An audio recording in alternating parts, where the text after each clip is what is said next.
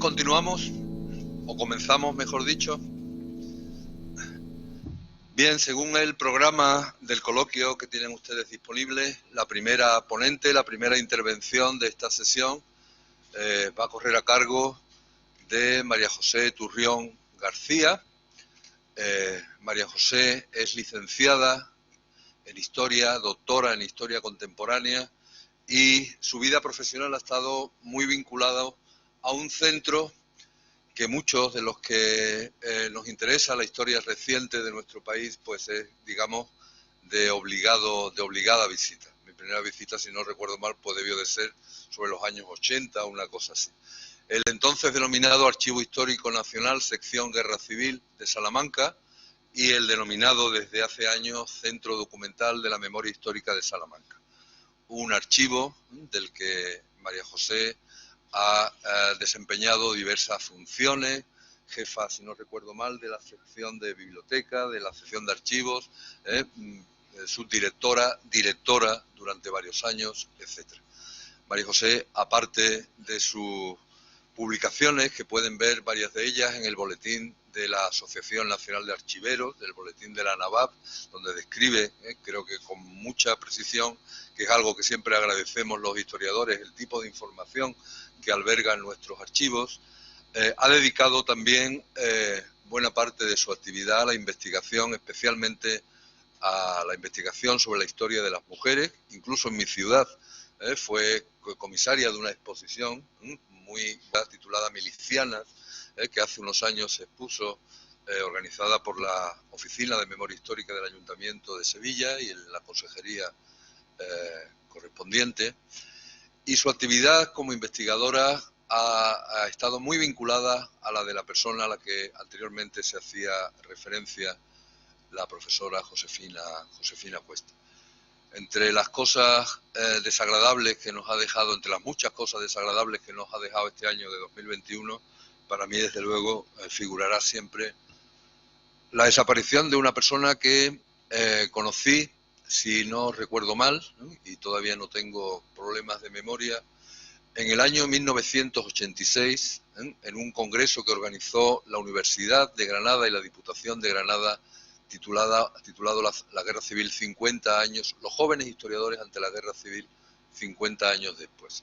Fue uno de los pocos congresos que se celebraron en una fecha que debía de haber sido una eclosión, como la del volcán de congresos, pero que por razones que no es necesario ahora profundizar, pues no es que pasara desapercibida, pero que no mereció quizás la atención que esa fecha tan rotunda, 50 años del inicio de la Guerra Civil, merecía. Allí conocí a Josefina Cuesta, he mantenido con ella, por tanto, durante 35 años una relación no ya de compañeros, no ya ni siquiera de amigos.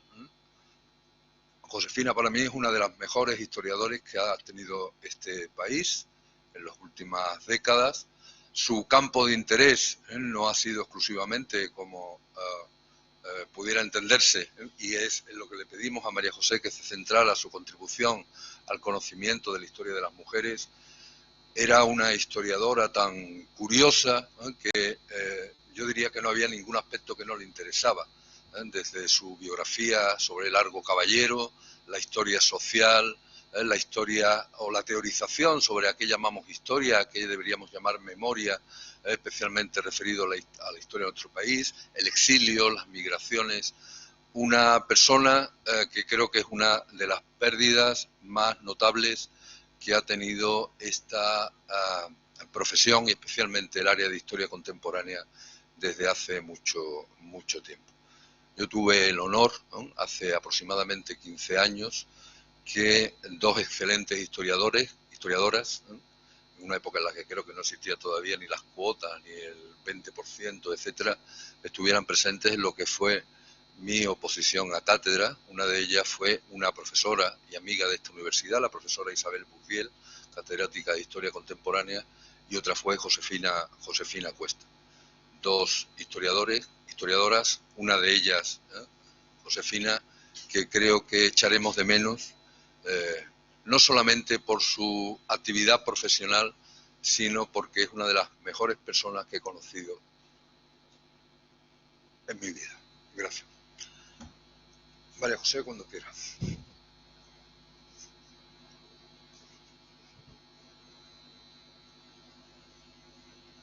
Muchas gracias a todos. Después de estas emotivas palabras de Leandro, también quiero agradecer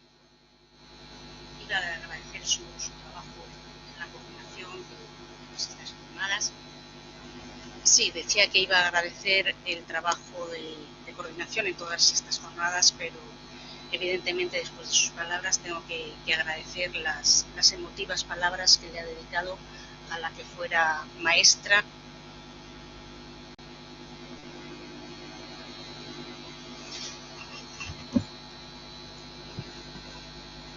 Se asustan los micrófonos. Maestra y amiga de muchas generaciones.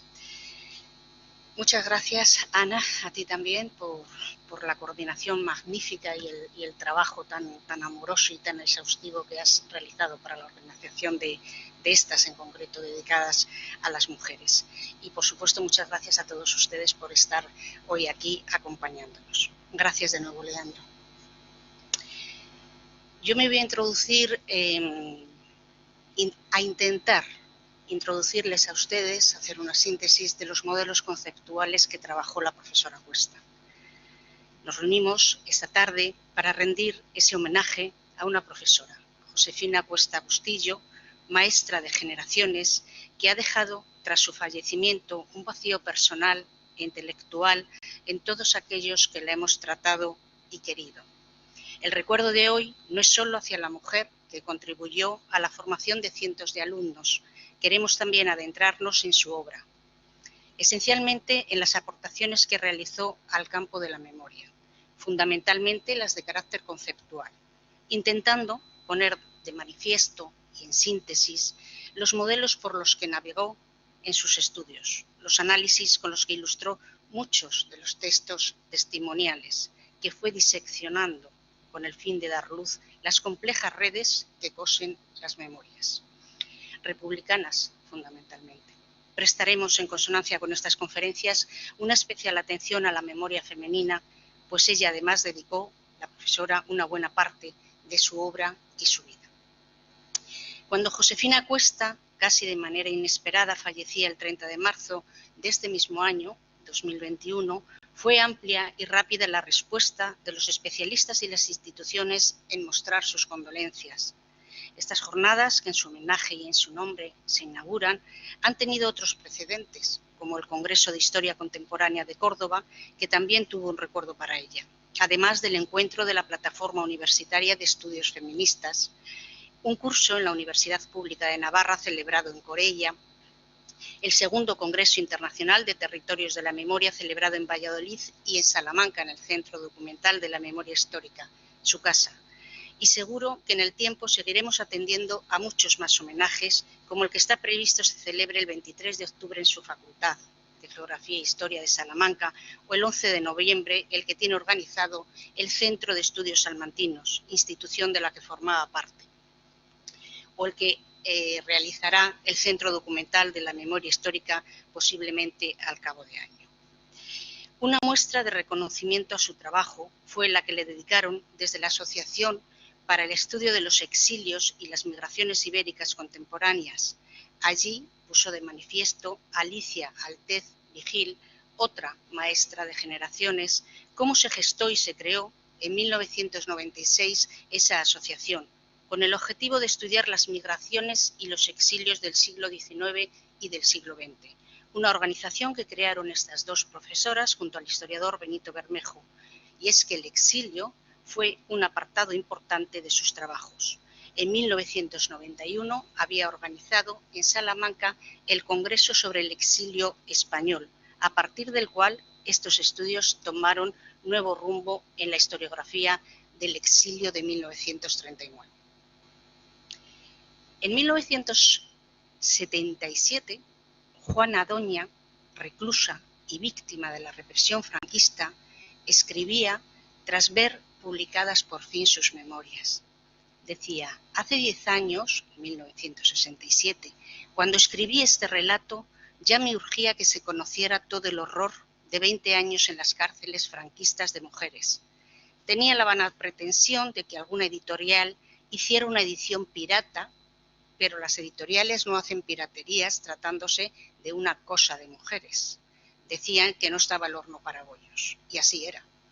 Pero por aquella época ya circulaban por el país libros, testimonios, denuncias, relatos y toda clase de escritos contra la dictadura.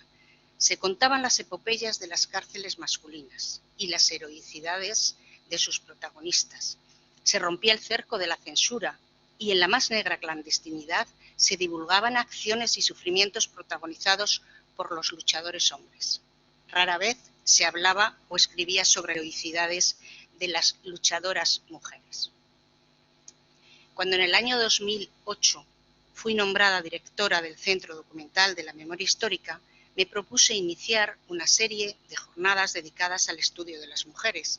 Pensé que el Centro Documental de la Memoria Histórica, las debía organizar junto a La Limón con la universidad y acudí a un profesor para presentarle el proyecto. Este me derivó hacia la profesora Josefina Cuesta.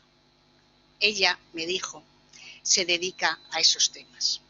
Los temas eran, por un lado, la memoria y por el otro, las mujeres.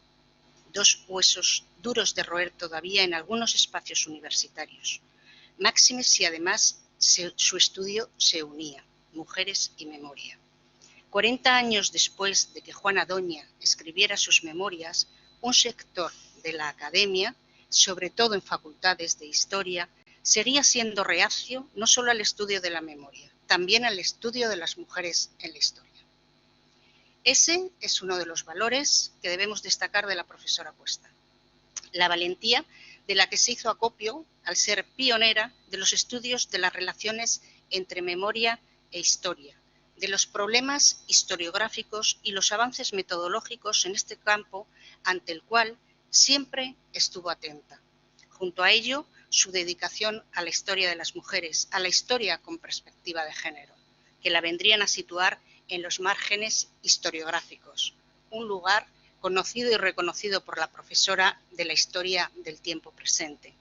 El estudio de las mujeres republicanas, escribe ella, no se entendería sin la sed de historia y la necesidad de memoria que toda transición política supone en aquellas sociedades que transitan del totalitarismo a la democracia. Josefina Cuesta, especialista en las relaciones entre memoria e historia, hubo de enfrentarse al peso de la desmemoria con la memoria como herramienta de análisis. Memoria individual y familiar, social, colectiva, histórica, social. Relaciones entre la historia de una memoria determinada y su escritura. Enfrentarse al conocimiento del hecho cuando no hay memoria de él y cuando el relato transmitido es representación falsa de la realidad. La memoria como parte del quehacer historiográfico y dentro de ella visibilizó la memoria del exilio en femenino, resaltando lo específico por un lado con respecto a la memoria masculina y por otro la pluralidad de las memorias femeninas. Y es que había aprovechado como nadie el interés prestado por la catedrática María Dolores Gómez Molleda, directora del Departamento de Historia Contemporánea de la Facultad de Geografía e Historia de Salamanca, cuando esta mujer, María Dolores, esta catedrática, acercó en 1975 y 1976 al estrado salmantino la denominada tercera generación de los anales, impulsando con ello el conocimiento y el hacer que presentaban las novedosas líneas historiográficas, metodológicas y de contenidos de la Escuela de Altos Estudios de Ciencias Sociales de París. Durante 4 cursos que organizó el mencionado departamento, especialistas de esta institución presentaron sus trabajos. Josefina tuvo la oportunidad de conocer, entre otros, a François Fouguet, a Miklos Molnar o a Pierre Nogard. Al poco, marchó ella misma a París para matricularse en esta escuela. Lo hizo en el curso 1976 y 1977, un privilegio y una oportunidad que resultaría trascendental para ella en su carrera y de la que la Universidad Española saldría muy beneficiada. Desde que en 1970 y durante su doctorado fuera profesora ayudante en la Facultad de Geografía e Historia y hasta su fallecimiento como catedrática emérita de Historia Contemporánea, su vinculación con la Universidad Salmantina fue plena y leal, mirando siempre de servir a la institución. Entre medias fue profesora invitada en diversas universidades de Latinoamérica, de Argentina, México, Chile, en Europa en las universidades de París 7, Denis Diderot, el Instituto Católico de París o en otros países como Luxemburgo.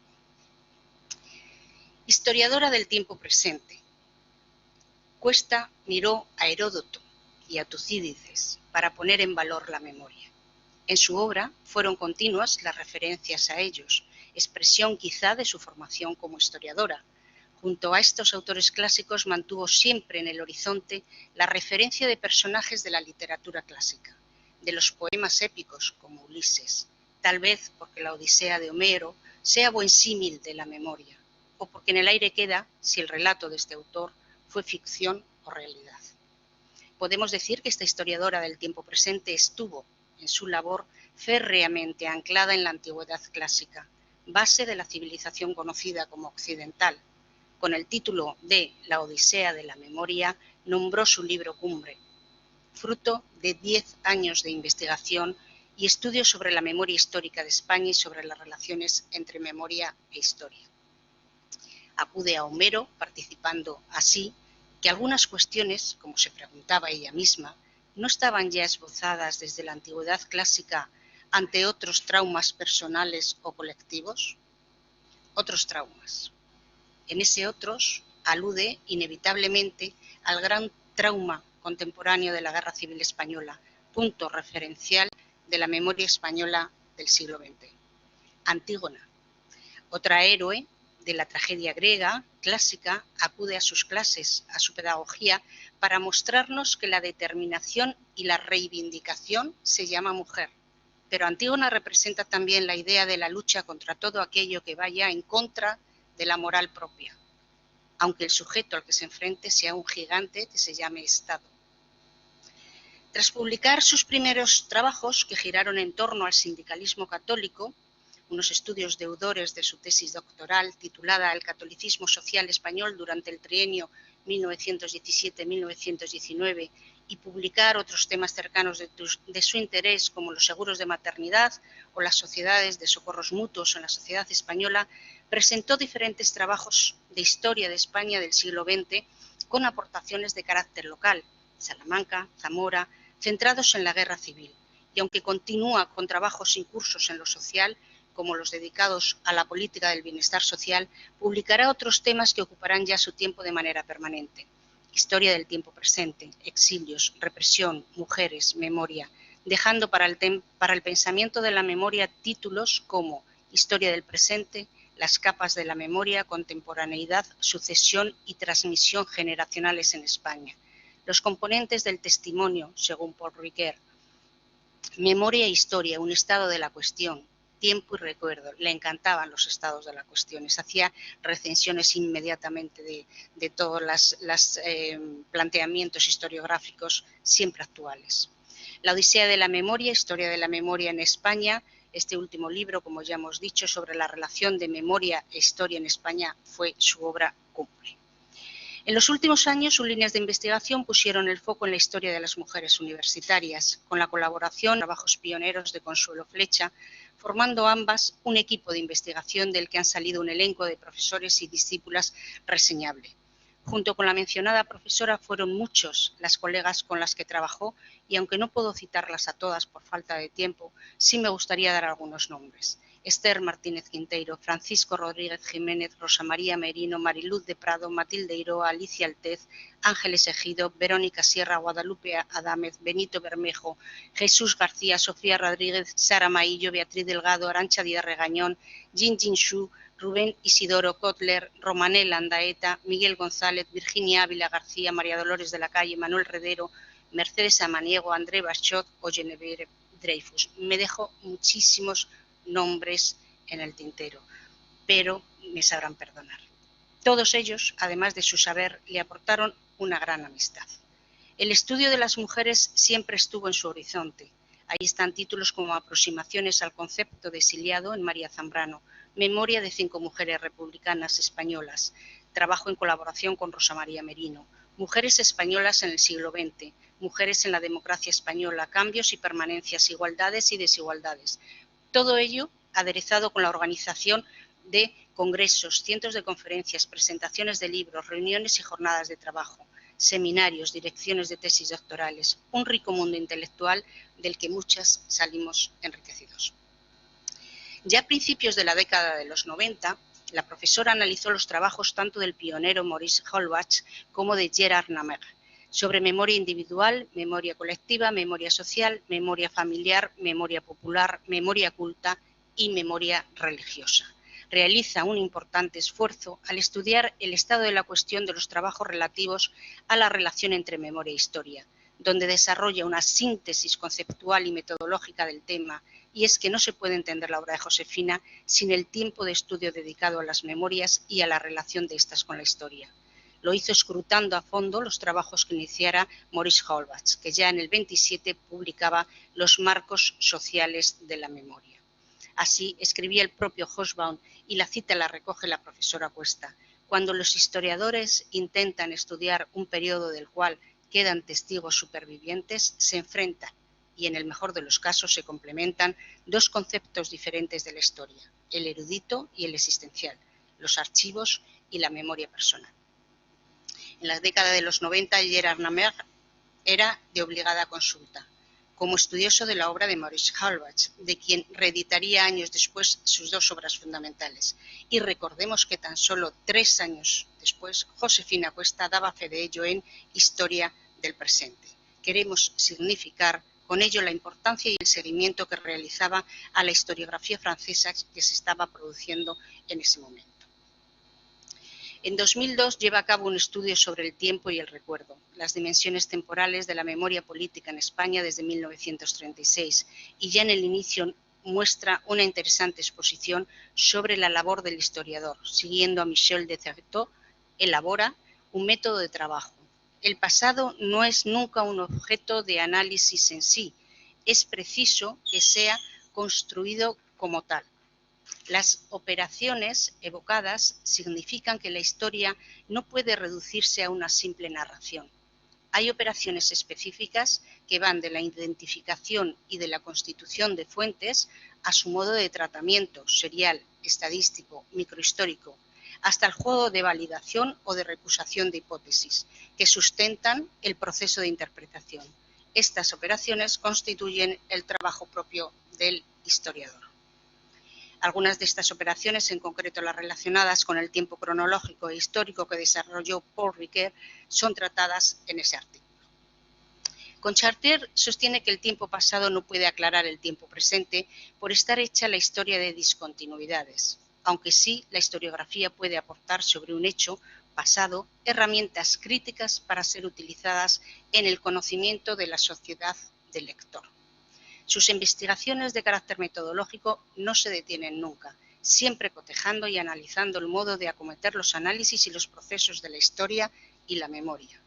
La memoria individual y la colectiva, utilizada en los trabajos empíricos de la historia, muestra su fragilidad dado el propio carácter limitado y selectivo de la memoria, y por ello parcial, manipulada y fragmentada por la acción del presente sobre ella, y la imposibilidad de retener todas las experiencias.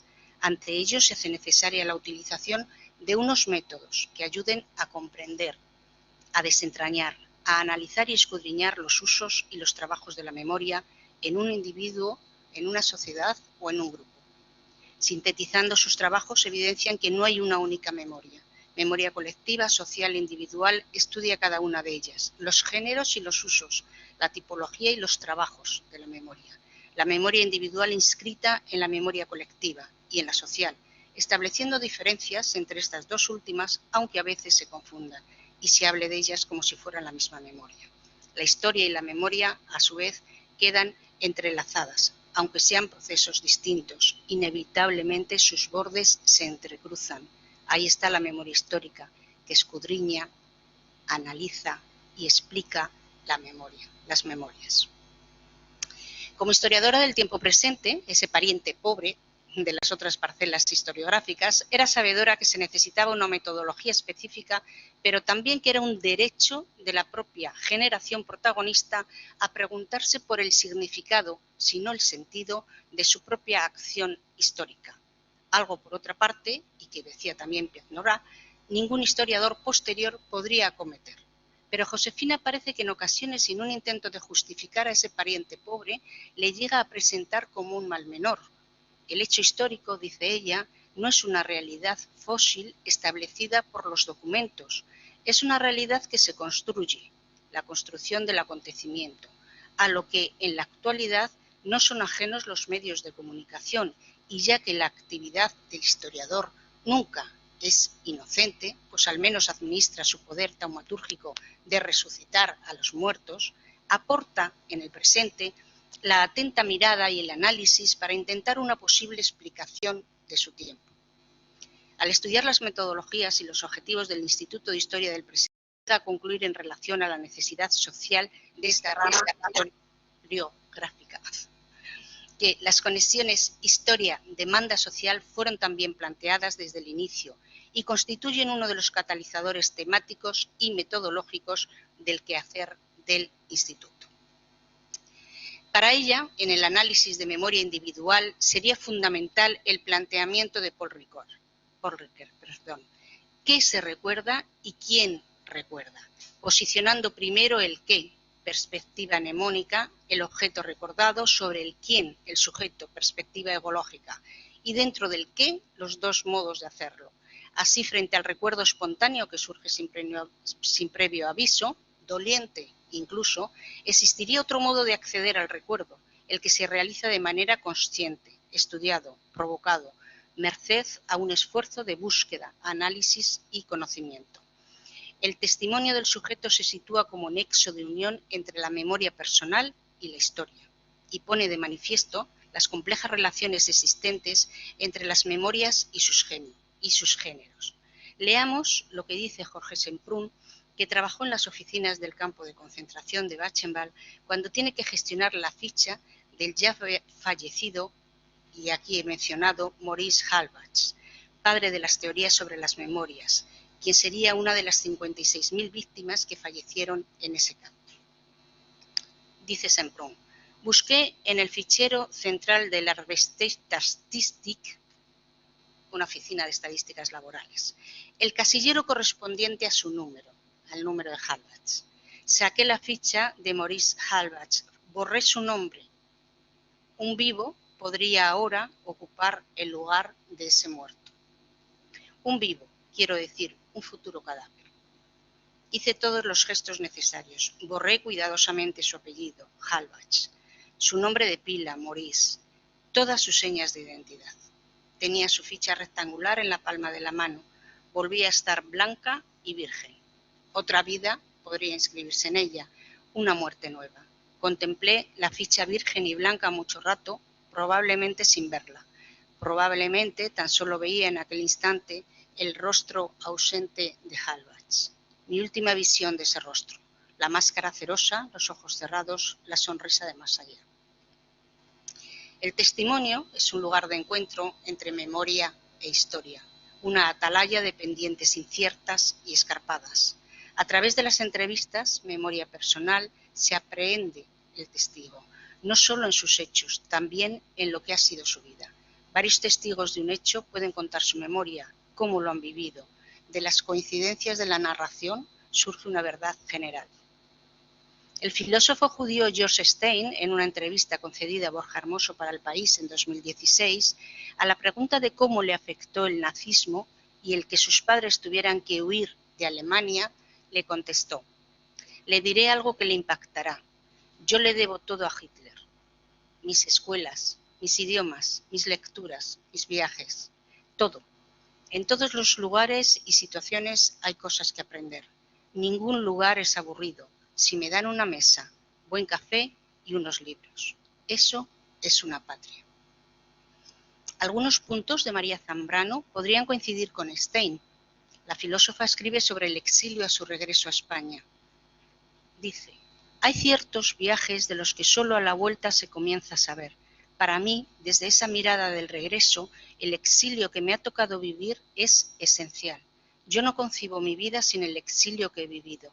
El exilio ha sido como mi patria, o como una dimensión de una patria desconocida, pero que una vez que se conoce es irrenunciable. Y si el recuerdo a veces es doliente, Zambrano con el exilio experimenta una ambivalencia cuando le siente y le describe. Creo que el exilio es una dimensión esencial de la vida humana, pero al decirlo me quemo los labios, porque yo querría que no volviese a haber exiliados, sino que todos fueran seres humanos y a la par cósmicos, que no se conociera el exilio. Es el recuerdo frágil, contradictorio, matizado por el tiempo, por las experiencias de vida. La memoria individual se entiende desde la memoria social, son los miembros de la comunidad los que intervienen en el proceso de la memoria individual. Mis recuerdos son como son porque otros intervienen en mi memoria. Lo más usual es que yo me acuerde de aquello que los otros me inducen a recordar, que su memoria viene en ayuda de la mía, que la mía se apoya en la de ellos, escribe Josefina. Pero el exilio es también patrimonio de cada uno y como tal en cada se manifiesta y se siente, fruto de otros contextos y otras memorias. El exilio privó a una generación de españoles de tener sus referencias intelectuales más próximas, la intelectualidad republicana, los artistas, las artistas, escritoras, las científicas, maestras, las profesoras, los profesores, sembraron en otras tierras lo mejor de cada uno de ellos. Margarita Xirgu, la actriz por excelencia de la España peregrina, la cautiva de la obra de Federico García Lorca, exiliada en Chile, cuenta ella misma cómo unos artistas de la escena, la pluma y el pincel, compatriotas míos y una docena de personalidades chilenas me ayudaron en la labor de constituir un núcleo de jóvenes entusiastas que hicieran teatro, con arte tal que constituyeron la gloria y la personalidad propia de la escena chilena. La memoria reconoce el pasado, lo representa y la historia lo interpreta, lo escudriña, lo analiza. Entre memoria e historia hay múltiples diferencias, pero también hay puntos de intersección y, por supuesto, de relación. Para Tucídides, la memoria es la fuente y la materia de la historia.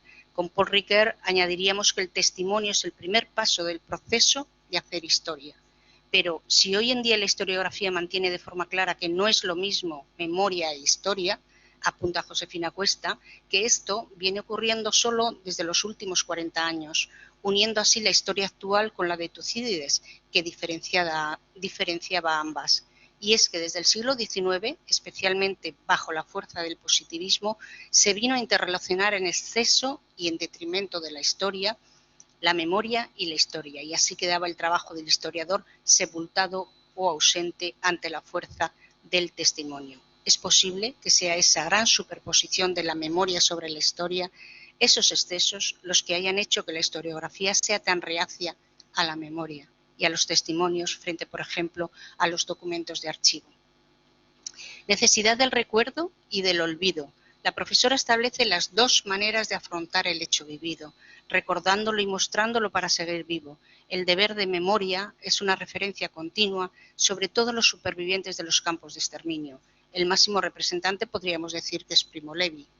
Los que vivís seguros, decía Levi, escribía Levi, en vuestras casas caldeadas, los que os encontráis al volver por la tarde la comida caliente y los rostros amigos.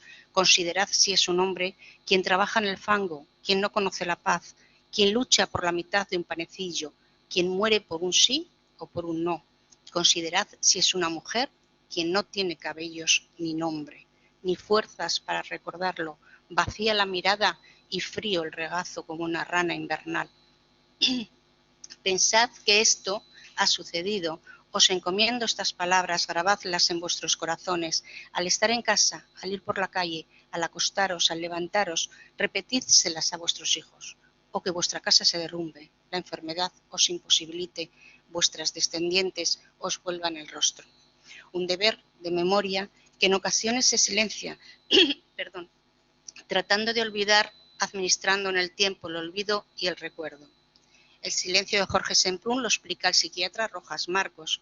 El silencio me refiero, saben ustedes que no escribió sus memorias hasta pasados muchos años. El silencio de Jorge Semprún lo explica el psiquiatra Rojas Marcos cuando describe el estado mental tras una experiencia traumática en algunas personas.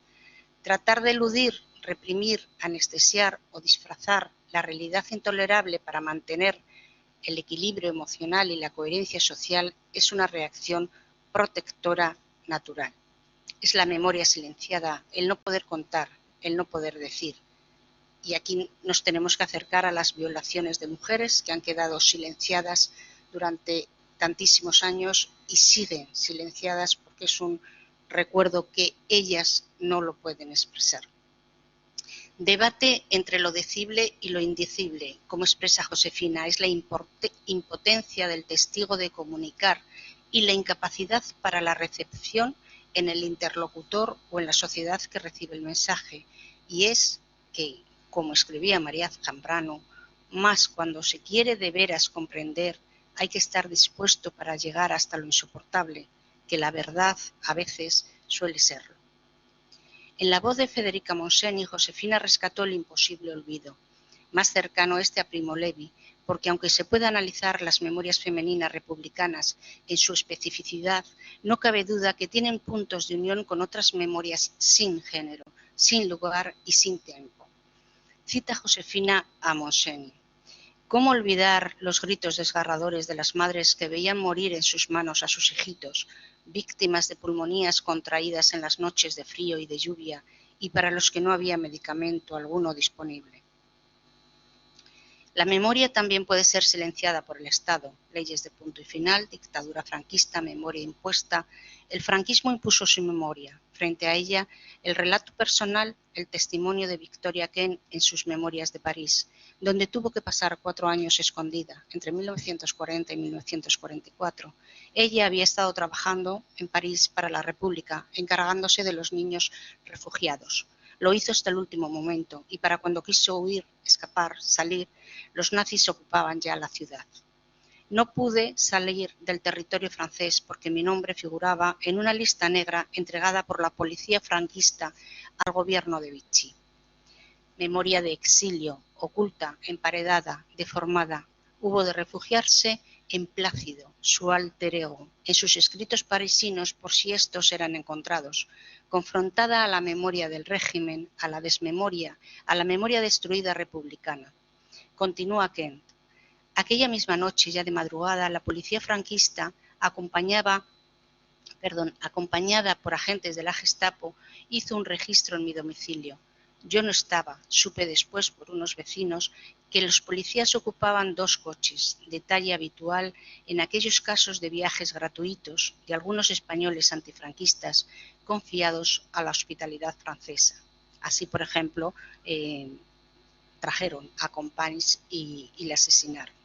Memoria individual, testimonio como pantalla, refugio, necesidad imperiosa de traslado del lugar, la escritura como refugio. Seguimos con Victoria Kent. Pero así fue surgiendo esta especie de diario, escrito gracias a esos resortes vitales que nos equilibran en momentos cruciales de nuestra vida. En aquellos días, semanas, meses, años de soledad, inmersa en un clima de tragedia y de sangre, mi ánimo tendía espontáneamente a la reflexión, a la abstracción. La memoria que sana, la memoria que mata, la escritura o la vida. La memoria de una en la vida de los otros, la memoria de la muerte. Queridísima mamá, le escribía Inés Jiménez Lumbreras a su madre y a su hija Hortensia desde la barcelonesa prisión del Escorch el 13 de diciembre de 1940. Queridísima mamá e hija, la 1:30 de la madrugada y se me despierta para llevarme donde unos cuantos hombres apuntarán para quitarme una vida pletórica de juventud. Yo, como otros recuerdo, no puedo dejarte, que más puedas guardar, te envío estas letras estampadas en estos últimos momentos. En la mesa, que ahora me sirve de apoyo, hay flores, y me las ha ofrecido no la oficial la que tú conoces, sino la otra llamada Doña Teresa, para que sean mis compañeras de tumba. Y yo os envío un capullo, para que guardes tú hasta que tú vivas y después hagas entrega de él a mi hija para que siga conservándolo. Memoria de una vida depositada en una flor, apoyo material del recuerdo, y es que la concepción del tiempo expresa la relación entre memoria e historia, tiempo vivido frente a tiempo histórico. Mi vida depositada en un objeto no se olvida, permanece a lo largo del tiempo mientras exista esa flor. Aquí podríamos confrontar cómo pervive la intelectual a través de la palabra y la hija y la madre a través del objeto material. Las memorias femeninas republicanas suelen hilvanar un hilo cronológico, república, guerra civil, exilio, regreso a España, pero también pueden quedarse prendidas en un tiempo, el de la infancia, el de la evacuación, como los diarios que hemos visto de Victoria Kent, ceñidos a sus 4 años de París, o los de Silvia Mistral, acotados también al duro tiempo vivido como refugiada en el sur de Francia, su marcha dolorosa por los Pirineos, el vejatorio trato recibido en los campos de concentración franceses hasta ser evacuada a México a bordo del Ipanema. Otro tiempo también se puede analizar en las memorias personales. Constancia de la Mora recuerda, testimoniando en su recuerdo, la diferencia de clases sociales y de tiempos en un mismo tiempo histórico, cómo el espacio se introduce en la memoria de la autora.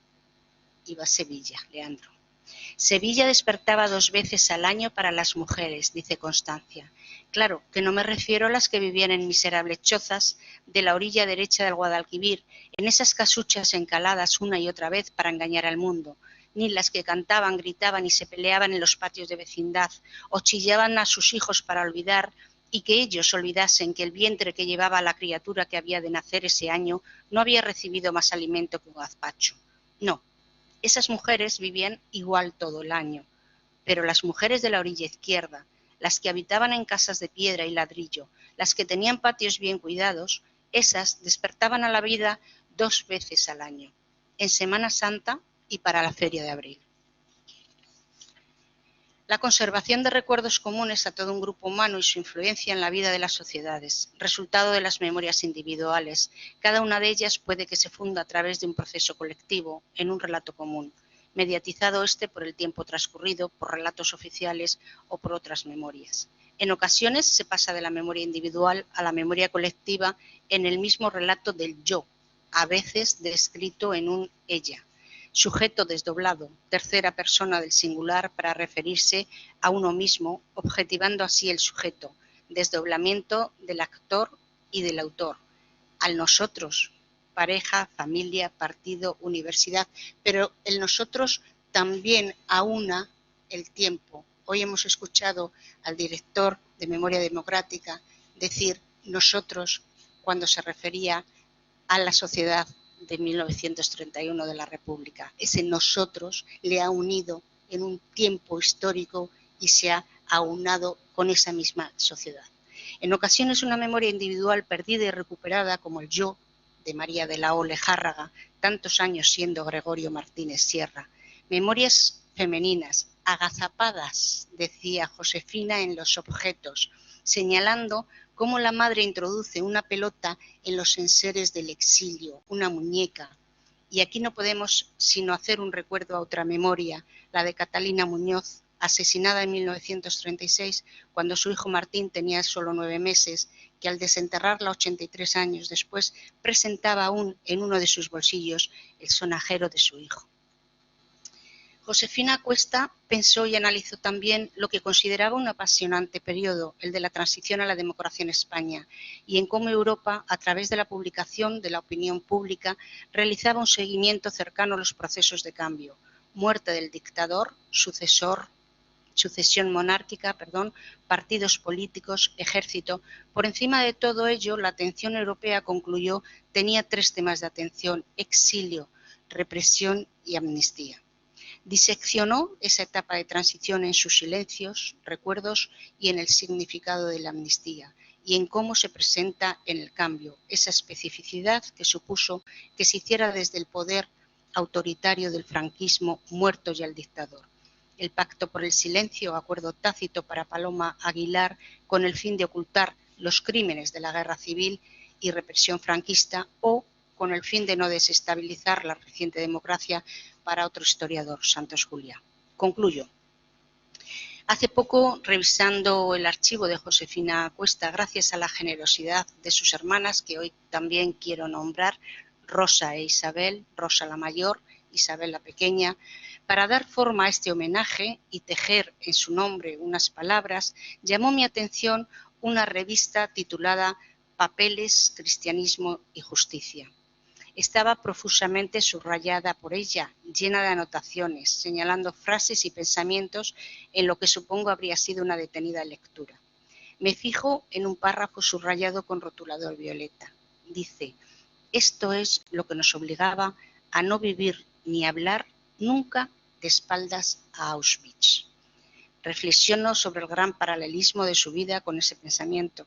Ese no dar la espalda nunca caracterizó a la profesora Josefina Cuesta Bustillo.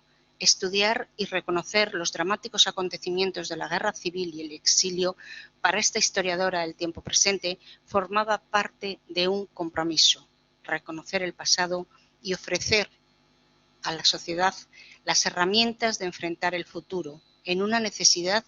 Era una necesidad como historiadora. Como persona, todos los que la conocimos, la admiramos y quisimos, su generosidad sabemos que iba un metro por delante de ella. Espero hoy, con estas palabras, haber estado a la altura de lo que ella merecía y representaba. Muchísimas gracias.